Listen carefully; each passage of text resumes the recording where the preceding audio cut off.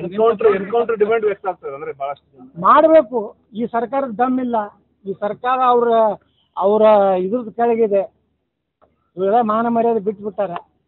ಅದೇ ಸಿದ್ದರಾಮಯ್ಯ ಮನೆಗೆ ಇದಾಗಿದ್ರೆ, ಅದೇ ಈ ನಮ್ಮ ಏನು ಸಂತೋಷ್ ಲಾಡ್ ದೊಡ್ಡ ದೊಡ್ಡ ಮಾತು ಹೇಳ್ತಾರೆ, ಅವನ ಮನೆಗಾಗಿದ್ರೆ ಸುಮ್ಮನೆ ಕೊಡ್ತಿದ್ದ. ಒಬ್ಬ ಮರಾಠಿಯಾಗಿ ಸುಮ್ಕೊಂಡಿರ್ತದ, ಸ್ವಾಭಿಮಾನದಿಂದ ತನ್ನ ಮಗಳ ಮ್ಯಾಗ ಆದಂಥದ್ದನ್ನು ಕೇಳ್ತಿದ್ದಿಲ್ಲ. ಅದೇ ರೀತಿ ಈ ರೀತಿ ಮಾತಾಡಬಾರ್ದು. ಬೇಜವಾಬ್ದಾರಿತವಾಗಿ ನೀವು ಹಿಂಗೆ ಮಾತಾಡಿದ್ರೆ ಅಂದ್ರೇನು, ಇಲ್ಲಿ ಹಿಂದೂಗಳ ರಕ್ಷಣೆ ಇಲ್ಲ. ಅವು ಗೃಹ ಮಂತ್ರಿ ಮನೆಗಾಗಿದ್ರೆ ಏನು ಮಾಡ್ತಿದ್ರಪ್ಪ? ಅವೆಲ್ಲ ಅದೊಂದು ಘಟನೆ, ವೈಯಕ್ತಿಕ ಘಟನೆ ಅಂದ್ರೆ ಎಲ್ಲ ವೈಯಕ್ತಿಕ ಘಟನೆ ಆದ್ರೆ ಮತ್ತೆ ಸರ್ಕಾರದ ಕೆಲಸ ಏನು? ಅಂದ್ರೆ ವೈಯಕ್ತಿಕ ಘಟನೆ ಅಂದರೆ ಇಡೀ ಕೇಸನ್ನು ಮುಚ್ಚಿ ಹಾಕೋದಾ? ಇದೇ ನಾವು ಪ್ರಶ್ನೆ ಮಾಡೋದು. ಈಗ ನೋಡಿ, ಈಗ ಅಧಿವೇಶನ ಇಲ್ಲ, ನಾಳೆ ಅಧಿವೇಶನ ಬರಲಿ. ನಾವು ಮಹೇಶ್ ತೆಂಗಿನಕಾಯಿ ಗಟ್ಟಿಯಾಗಿ ನಿಂತು ಇಂಥವೇನು ಘಟನೆಗಳು ಕರ್ನಾಟಕದಲ್ಲಿ ಆಗ್ತದೋ, ಇವತ್ತು ಅಲ್ಪಸಂಖ್ಯಾತರ ರಕ್ಷಣೆ ಸಲುವಾಗಿ ವಿಶೇಷ ಕಾನೂನು ತರ್ತೇನೆ ಅಂತಾರೆ ದೇಶ.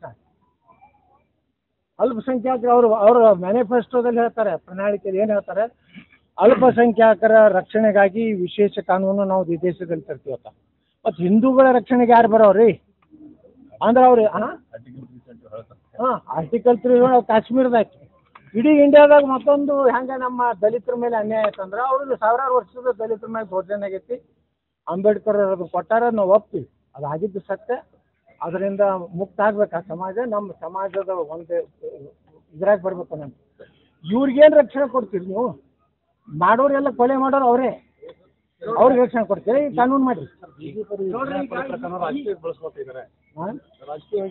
ರಾಜಕೀಯ ಏನೈತ್ರಿ ಇದ್ರಾಗ? ಮನುಷ್ಯ ತಿನ್ನೋದು ರೊಟ್ಟಿನೇ ಬಿಟ್ಟು ಬರೀ ರಾಜಕೀಯ ಮಾಡು. ಮುಂಜಾನೆ 10 ಗಂಟೆ ರಾಜಕೀಯ ಇರ್ತೈತೇನ್ರಿ? ಅವ್ರ ಮಾನ ಮರ್ಯಾದಿಲ್ಲ. ಯಾರು ರಾಜಕೀಯ ತತಾರಲ್ಲ ಅವ್ರ ಮನ್ಯಾಗ ಆಗಿತ್ತಂದ್ರೆ ಅವಾಗ ಏನು ಹೇಳ್ತಿದ್ರು? ಯಾರ್ದೋ ಮನ್ಯಾಗ ಆಗೈತಿ, ಇವ್ರು ಮಾತಾಡ್ಲಕತ್ತಾರ ರಾಜಕೀಯ.